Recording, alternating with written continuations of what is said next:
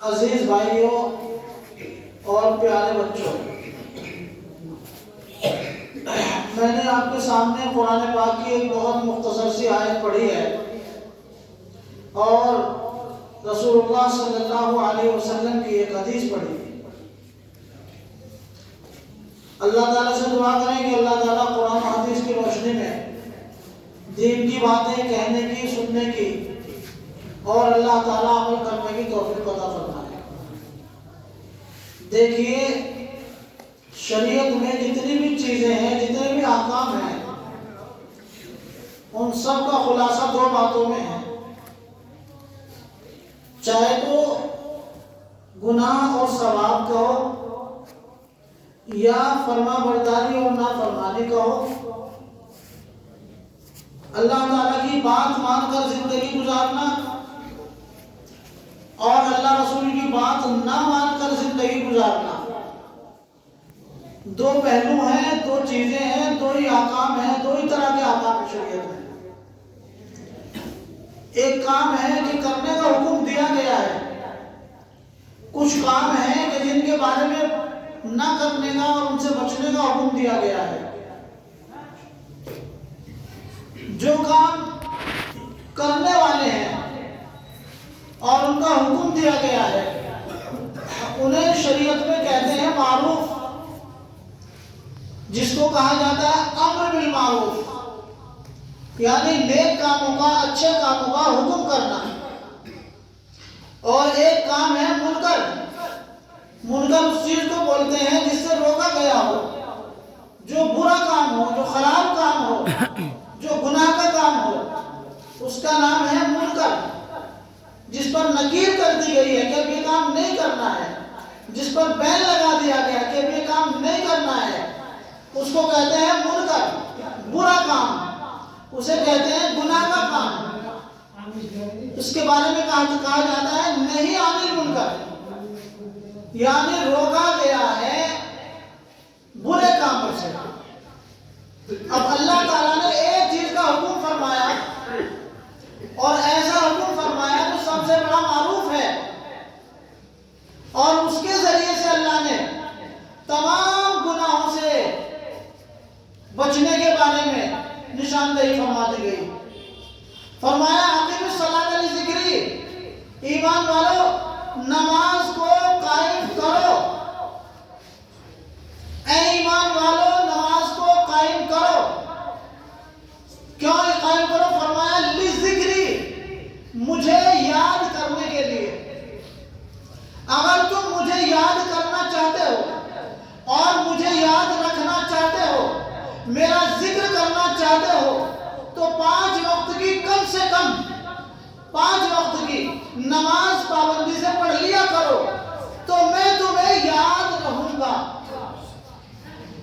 نماز تم پڑھو اور اس کے بعد میری ذمہ داری ہے کہ میں ہر موقع پر تمہیں یاد آ جایا کروں گا، مگر نماز پابندی سے پڑھو، ایسا پڑھو، ایسی نماز پڑھو کہ اللہ کے فرشتے آسمان سے آئے، جنت سے آئے، خوشبودار کپڑا لے کر، اور اس خوشبودار چیز میں وہ ہماری نمازیں لپیٹ کر اور عرش معلیٰ تک اور آسمان تک اور اللہ کے حضور تک ہماری نمازوں کو لے جائے۔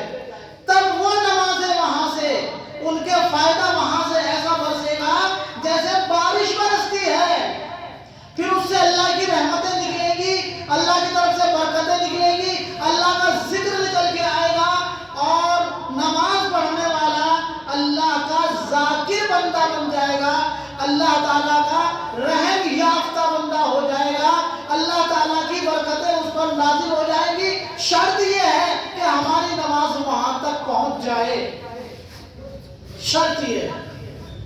نماز ایسی پڑھو دھیان لگا کر کہ ہماری نماز اللہ کی طرف چلی جائے، بس پھر اس کے فائدے، اس کے اثرات دنیا میں بھی ہمارے سامنے لوٹ کر آئیں گے، اور وہ نماز ہماری وہاں ریکارڈ کر لی گئی ہے، محفوظ کر لی گئی ہے، تو قیامت کے دن اس کے اثرات بھی ظاہر ہوں گے، دنیا میں بھی ظاہر ہوں گے، قبر میں بھی ظاہر ہوں گے، اور حشر میں بھی اس کے فائدے ظاہر ہوں گے، اور آخرکار جنت میں بھی اس کے فائدے ظاہر ہوں گے۔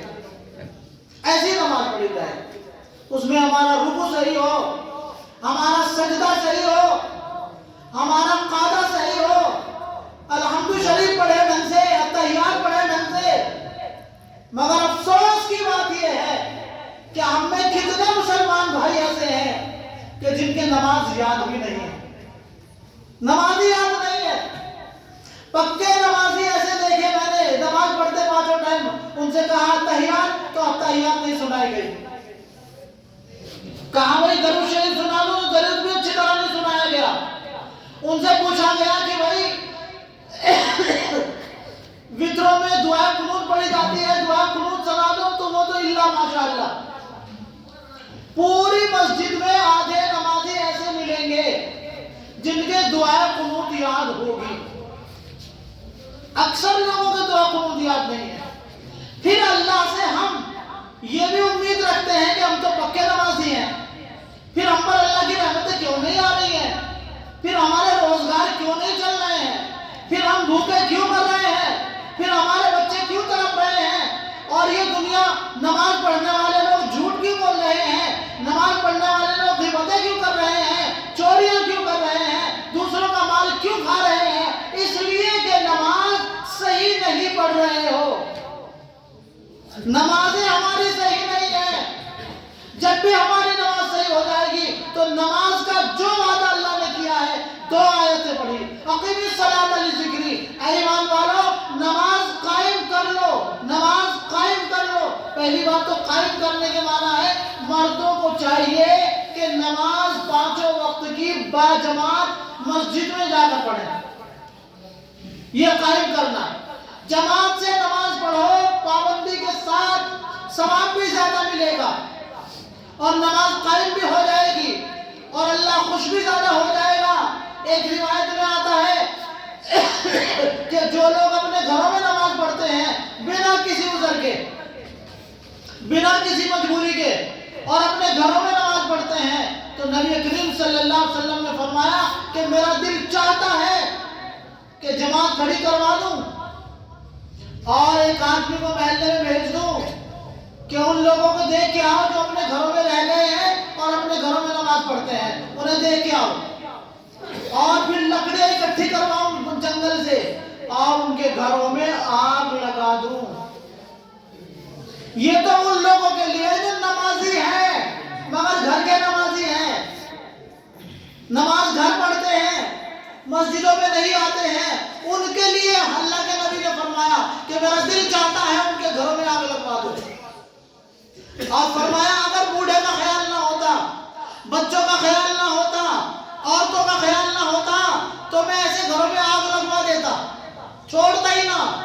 کہ اللہ نے نماز فرض کی، مسجد میں جانے کا حکم دیا، اور پھر بھی آدمی آج کس کر کے گھر میں نماز پڑھ رہا ہے۔